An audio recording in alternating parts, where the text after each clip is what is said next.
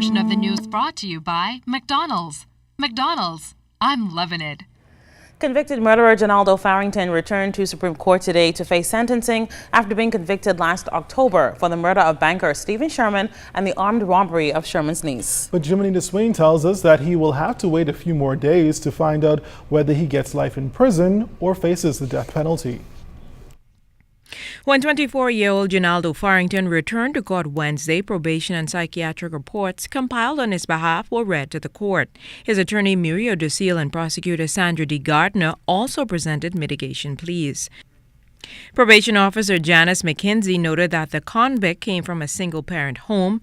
Regarding the matter before the court, Farrington vehemently denied committing the offense, but instead she said he told her that he was tortured by police and later signed the statement because he was in fear. McKenzie concluded that Farrington has shown no remorse for something he maintains he did not do, and while in prison, he has not broken any rules. Psychiatrist Srivian Boda established in his report that Farrington shows no remorse because he does not feel he is guilty.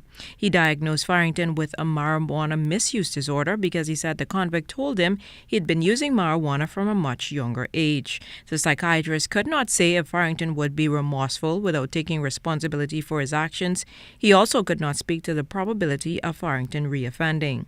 In his mitigation submissions, attorney Muriel Ducille said his client is a young man with no previous convictions. He said Farrington could be sentenced to life or death in prison, but he appealed to Justice Roy Jones to exercise his discretion in deciding an appropriate sentence. He admitted that while his client shows no remorse, that position is consistent with that of his defense of innocence. Conversely, prosecutor Sandra D. Gardner highlighted the reasons why the case attracts the death penalty. She pointed out that it was a contract killing and that it was committed with the offense of armed robbery. Gardner said Stephen Sherman was a productive member of society, a father, and a banker. She also indicated that the firearm used in the murder was never recovered.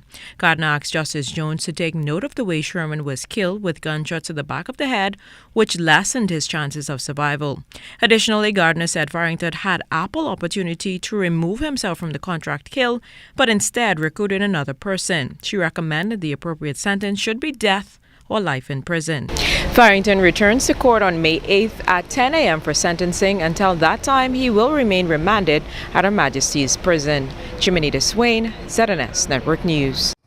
In other news tonight, while Arawak may be the go-to venue for events and family outings, firefighters are concerned that the structural setup of stalls could possibly present a challenge should an emergency arise. And in light of that, the officers visited the site today to carry out inspections and to share fire safety tips.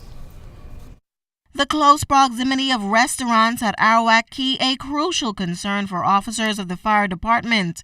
It is feared that should a fire erupt at one location, it would cause a domino effect on the other businesses. Officers of the fire safety branch carried out inspections at various restaurants on Arawak Key on Wednesday, checking fire extinguishers and exit lighting. Sergeant Anthony Mitchell says for the most part, vendors were in compliance. What we were checking for is all of the fire safety measures that should be in place, particularly in the restaurants. We have the fire extinguisher, and we also have the emergency lighting system. And for the better part, all of the stores are current, all of the extinguishers were checked, and they are up to date. We know that most of these structures are constructed out of wooden, and with wood burn very fast, and this is what we're checking for, that make sure that everything is in order. Even if we do have a fire, that they have their safety measures in place. While he applauded vendors for their diligence, he stressed that there are some areas that need improvement. The kitchens, they have a large amount of grease that's built up around the deep fat fryer and around the stove area. We know that grease, they are highly flammable, and so we gave them tips on how to clean those grease from around the deep fat fryer and the oven area, because once they catch, the fire intends to spread very fast. So on most of the restaurants, they have the large gas tank. Now that may pose a challenge for us once there is a fire. That's the only thing that I noticed. They are a very large gas tank, and they are right close to the buildings. Meanwhile, operators said this visit was beneficial as they share similar concerns. To get our extinguishers checked on a regular schedule every 6 months, and all our staff are all trained and capable to handle it if a situation do arise where there is fire. Be important for me, especially for vendors on Awaki, because most of the buildings are built with stuff that's fire hazardous, and so safety measures must be put in place, and all owners must pay full attention to it so that nothing happens. It helps people to be more proactive, because if you don't know what to do or what to expect if certain things happen, or what to do if certain things happen, what are you going to do? It's very important to be proactive. Janae Noel Ferguson, ZNS Network News. Well, police returned to Constitution Drive today after a young man was shot playing dominoes earlier this week. They handed out flyers on conflict resolution and sought the help from the community in connection with the crime. Sergeant Darren Watermore of the Southern Police Station and Fort Charlotte Urban Renewal says that crime has not been a major challenge in the area, but they want residents to know that they will be beefing up their patrols.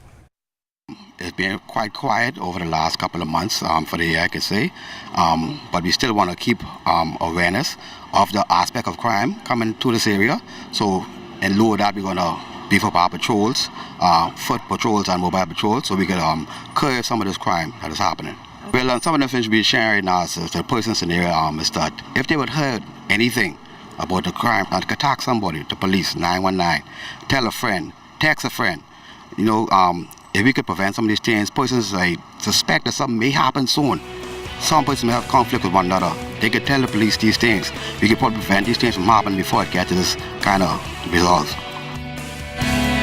Still to come, if you like barbecue, then you may want to check out the Barbecue Fest this weekend.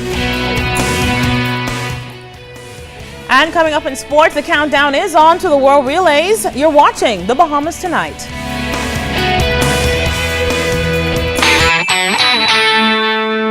This portion of the news was brought to you by McDonald's. McDonald's, I'm loving it.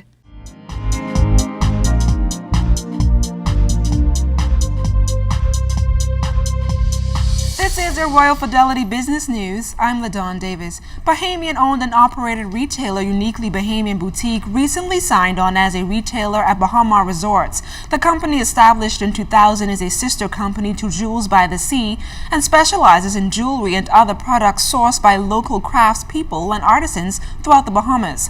As part of Bahamar's ongoing efforts to deliver on its promise to transform the Bahamas, the luxury resort is providing opportunities for Bahamian entrepreneurs to participate in the retail experience. The next meeting of the Exuma Chamber of Commerce is set for May 6th at the Sandals Emerald Bay, which according to officials represents an important second act to its inaugural gathering late last year. Exuma Chamber President Pedro Rolls said that the group expects an update from the main hoteliers on the island, such as Grand Isle, Sandals, Turquoise Key, and Leaf Key. In particular, the Chamber has invited a comprehensive presentation by February Point following numerous reports on its planned expansion in cooperation with the government. And in international business news, United States economic growth slowed sharply in the first quarter of the year, growing at an annual rate of 0.1%. The rate is the slowest for a year and a large fall on the 2.6% increase in gross domestic product, or GDP, in the final quarter of last year. The U.S. Commerce Department confirmed that an unusually cold and disruptive winter, coupled with tumbling exports, contributed to the decline. However, officials forecast economic activity already appeared to be bouncing back.